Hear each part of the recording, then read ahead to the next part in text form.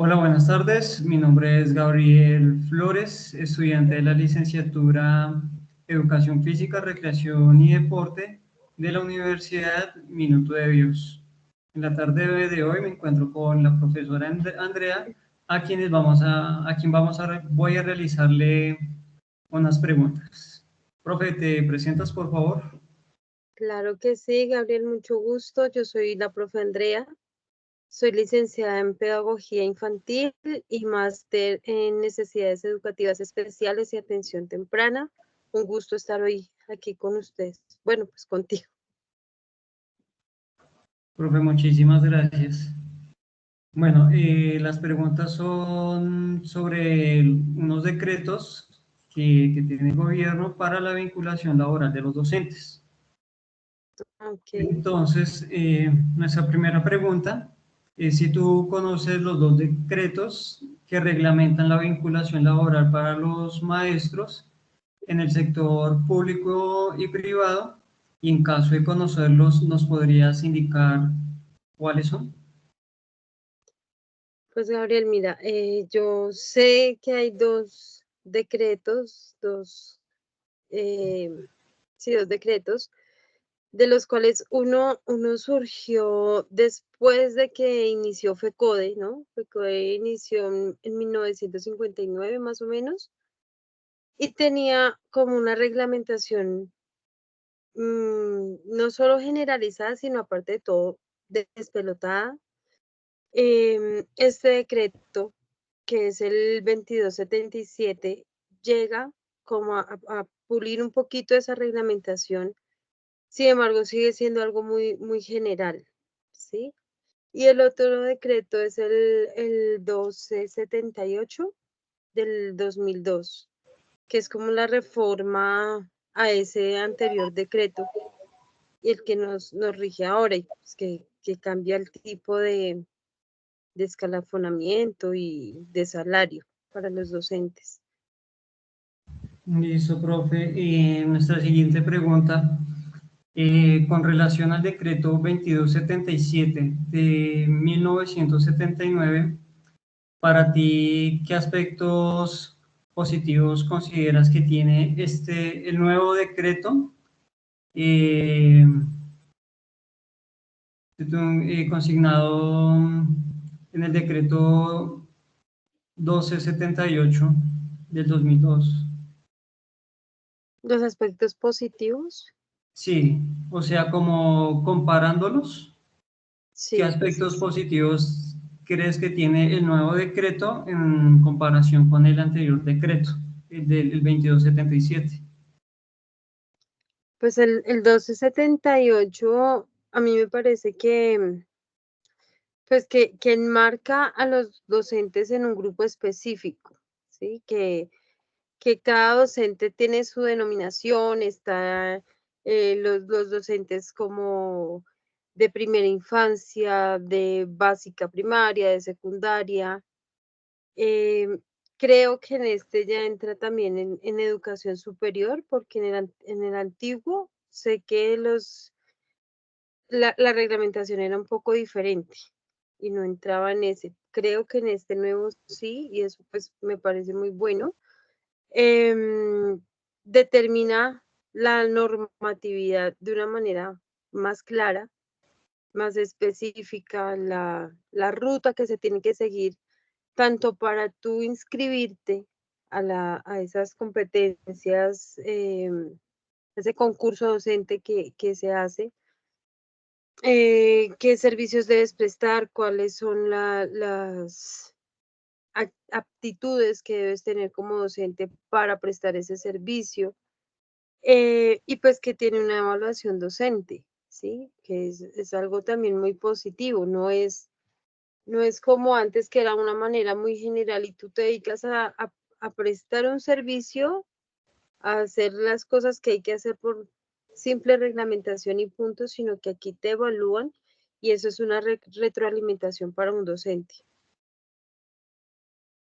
Gracias, profe. Nuestra siguiente pregunta, bueno, ¿qué opinas sobre el concurso de méritos que se establece para el ingreso de la carrera docente establecida en el decreto 1278 del 2020, del 2002. Bueno, este concurso, yo la verdad no me he presentado, yo le soy sincera y yo me gradué y hasta donde yo sé tengo el escalafón 6, que es el que con el que lo gradúan a uno. Ahora pues con lo del máster aspiro presentarme a ese concurso para, para avanzar pues en el escalafón.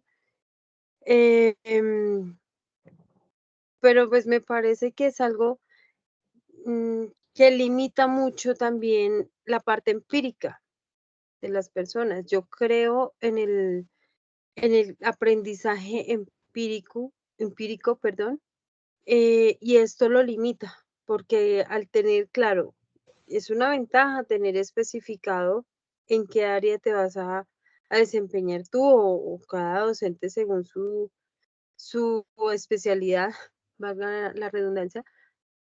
Pero pues también hay gente que es muy empírica y que tiene una capacidad impresionante tanto para aprender autónomamente como para enseñar. Y este concurso lo limita. Hay que comprar el PIN, hay que, o sea, una serie de requisitos que a mí me parecen en ocasiones muy absurdos, porque además estos concursos, el aprendizaje es continuo y es cierto que hay que ir evaluando y todo, pero me parece que es un requisito que en ocasiones se queda con generalidades y no se ocupa realmente de mirar de trasfondo que hay, porque a veces no es lo que limita esta enseñanza-aprendizaje, estos procesos, no Sí, es el maestro, sino es como tal la educación, el PEI de cada institución, em, que aquí en Colombia se han adoptado muchos modelos pedagógicos extranjeros, siendo un contexto muy diferente a, a Europa, a Estados Unidos, a Australia. Y acá traen muchas cosas que puede que sirvan, pero un modelo pedagógico que realmente se puede implementar a nivel nacional, no, pues no lo hay. Y esta clase de concursos se quedan solamente en la evaluación. ¿Cómo es el docente? ¿Qué habilidades tiene a nivel cognitivo, en sus competencias básicas, en la psicotécnica? Y tú tienes que sacar un puntaje de mínimo 60, tanto en competencias básicas como en la psicotécnica, para poder pasar. Pero cuando tú estás en la práctica, la realidad es muy diferente a lo que te plantea una pregunta, ¿sabes? Entonces, claro. tiene sus pros y sus contras. O sea, yo no es que esté ni a favor ni en contra, tiene sus cosas buenas, pero yo siento que estos concursos no deberían ser concursos como tal, sino que se debería emplear otro tipo de metodología para capacitar a los docentes, que debería realmente haber una capacitación que se adecue a las necesidades de los niños en el contexto, porque si tú te das cuenta en Colombia, no solo en Bogotá, en Colombia, el contexto es muy diferente, las realidades son diferentes, y esto podría emplearse de una mejor manera.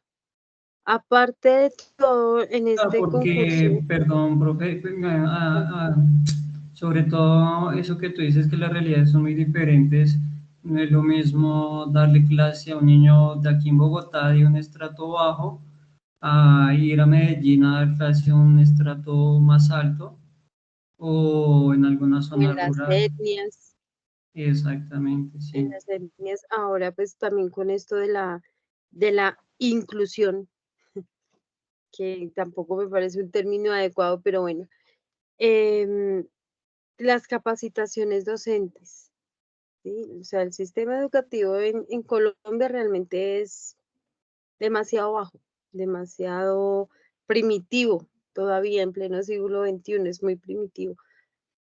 Entonces, esos concursos de docentes deberían emplearlos más bien, pienso yo, en capacitaciones docentes, en, en promover mejoras para poder prestar un servicio adecuado a niños que requieren apoyos especiales también.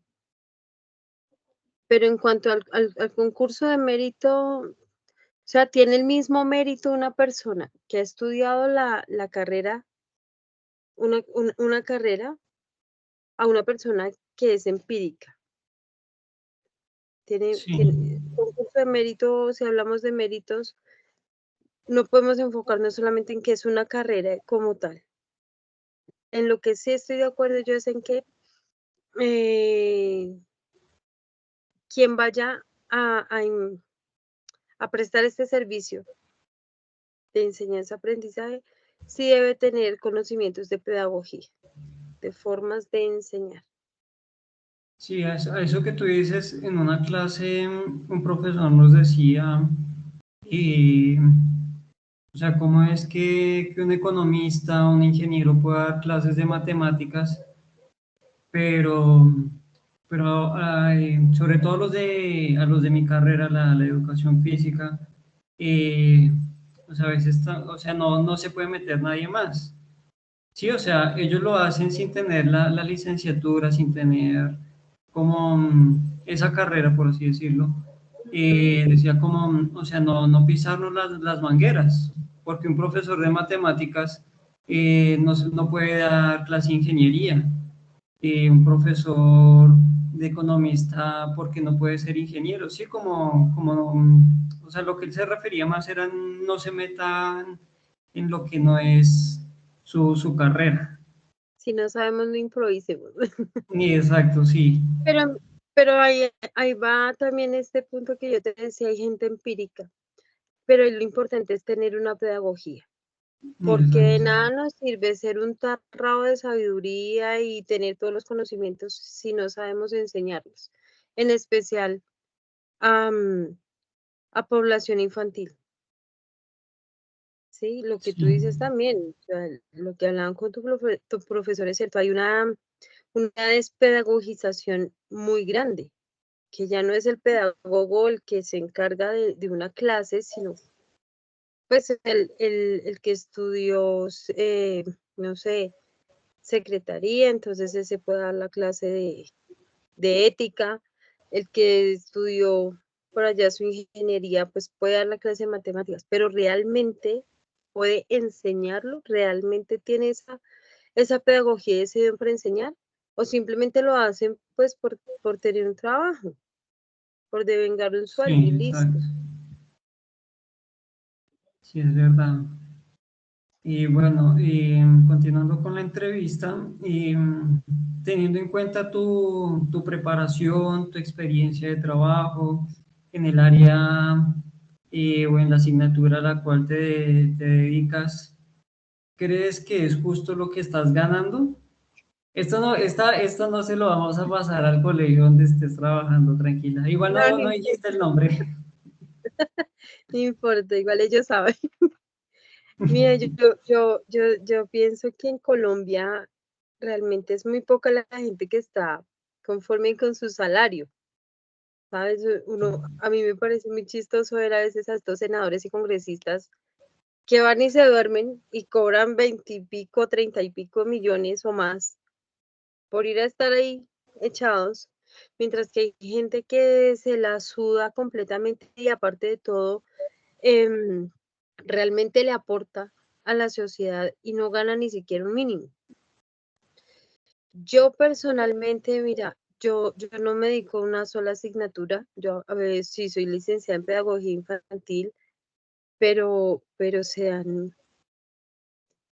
un espacio para que tú puedas enseñarle a los niños absolutamente de todo. Entonces yo aparte de que imparto las asignaturas básicas, también doy clase de inglés, también me toca dar educación física, que es lo que hablábamos ahorita. Yo puedo tener bases y conocimientos en cuanto al neurodesarrollo, al desarrollo cerebral en un niño, pero en un área de educación física, no me preguntes de los ligamentos o para qué sirve este ejercicio específicamente. Sin embargo, hay muchas otras funciones que me toca desempeñar, más todo el papeleo que toca entregar a la Secretaría de Integración. Es una cosa que el docente es de las profesiones más hermosas que hay, que realmente tú puedes decir se hace por vocación, pero es injusto el pago, porque tú estás lidiando con tus niños, con que te preocupas porque realmente aprendan, porque ves sus necesidades y de manera individual.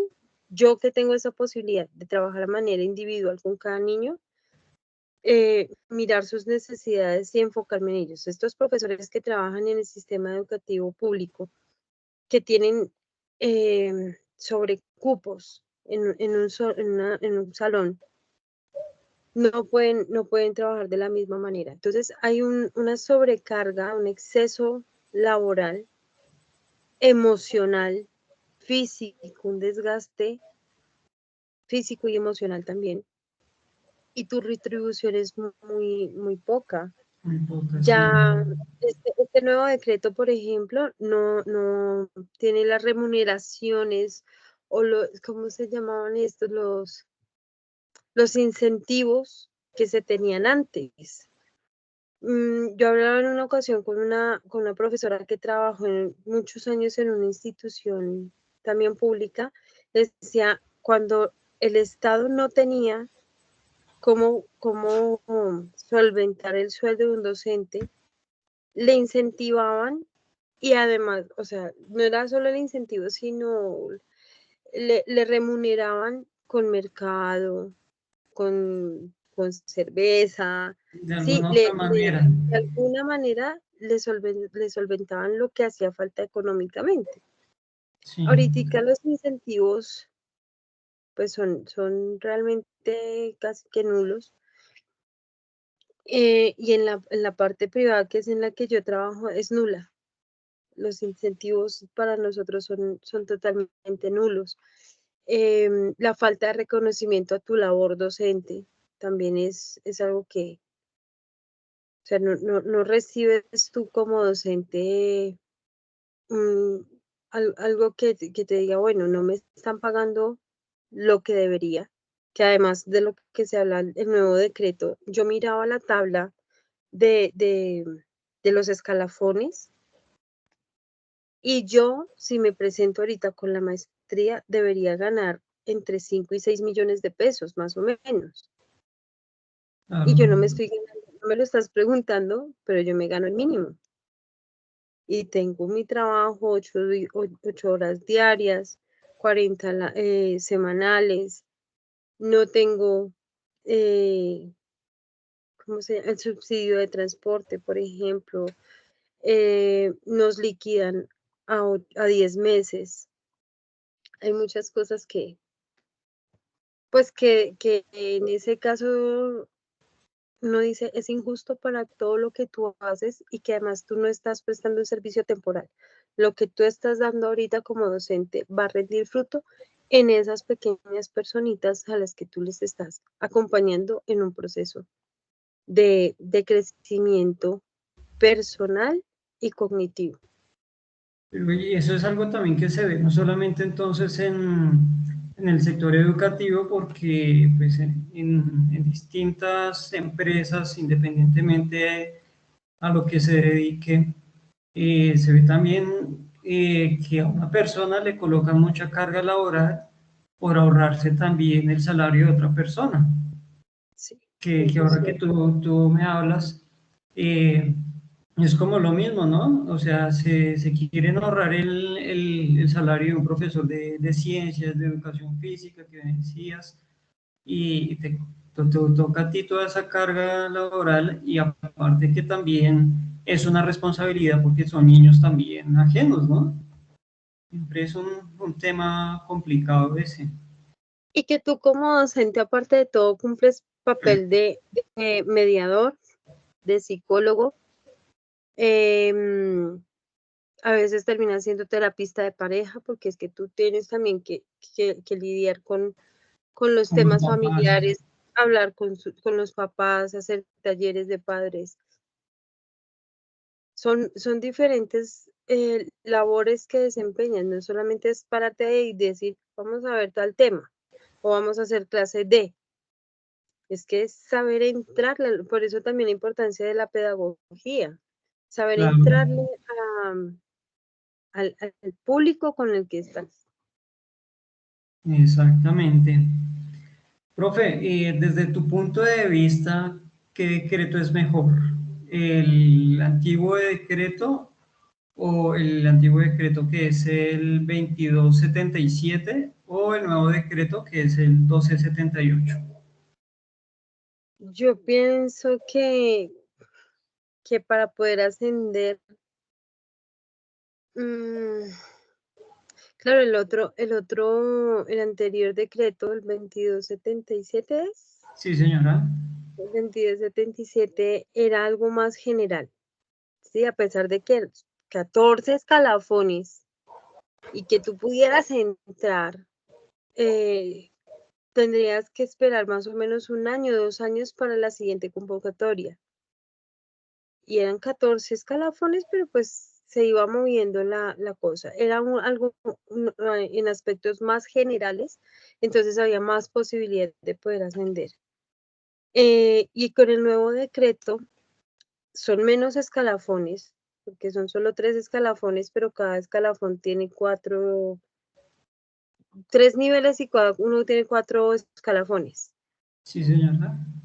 Pero es algo un poco más cerrado, porque exige la carrera como tal, ¿sí? No es que Sí.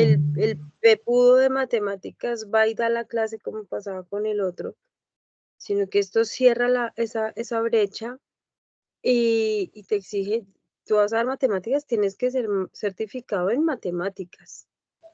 Si vas a dar filosofía, no es que te leíste todos los libros de los antiguos filósofos y todos los griegos y toda esta gente, y te la sabes y das una cátedra magnífica, no. Tienes que traer tu título, pues, de que eres filósofo. Em, y no hay tampoco un ente regulador, y si lo hay, yo siento, a manera personal, que se hace loco. Porque lo que te digo, una persona que entra en el primer escalafón, ¿sí? En el primer nivel, en el escalafón A, debería ganar 1.800.000, que es algo que yo no sé en dónde se da. No sé quién regule eso. em, tampoco lo hacen, no están pendientes de verdad. Estos docentes están aquí, cuánto están ganando, cuáles son sus habilidades, sus aptitudes, más que hacer concursos, ¿no? Más que hacer esos tales concursos, Sí. deberían ir, debería haber un ente regulador que se cerciore que eso sí está pasando. Entonces yo pienso que era es más difícil ahorita escalafonarse con la nueva ley porque es aún más específica para cada docente. Vale, perfecto. Profe, teniendo en cuenta los aspectos de tu vida personal, de tu vida familiar y profesional, actualmente el decreto que rige tu vinculación laboral, ¿lo consideras que favorece o que te desfavorece? El decreto que me rige a mí,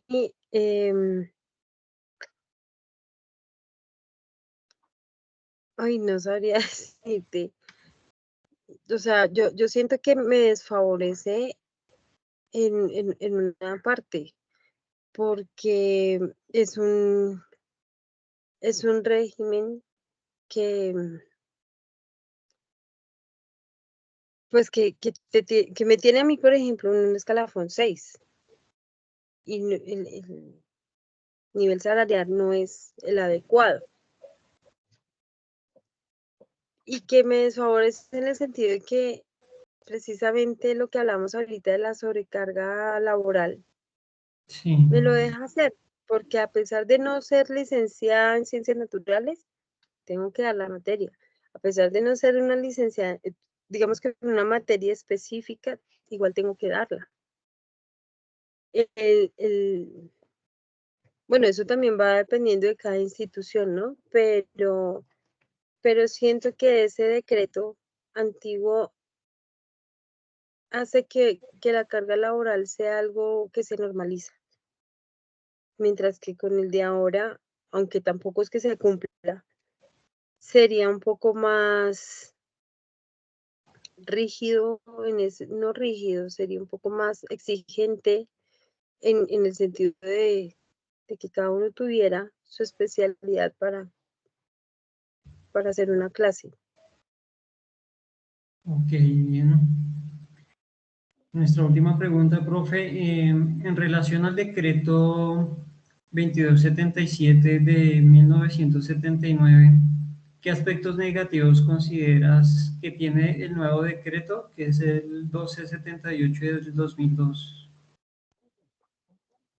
El aspecto más negativo, yo creo que he hablado muy negativo de este nuevo decreto, pero el que yo veo que es Un como el poquito. más, yo creo, pues también es lo que te digo, la ignorancia, porque es algo que yo conozco muy por encimita. Yo realmente no he profundizado en ninguno de los dos, pero muy por encimita. Sin embargo, lo que yo veo como más, lo que afecta más, el punto más negativo de este decreto es esa parte de la gente que es empírica, del aprendizaje empírico y de la enseñanza empírica. Una persona que puede dar a conocer lo que sabe porque lo ha aprendido de una forma autónoma, empírica.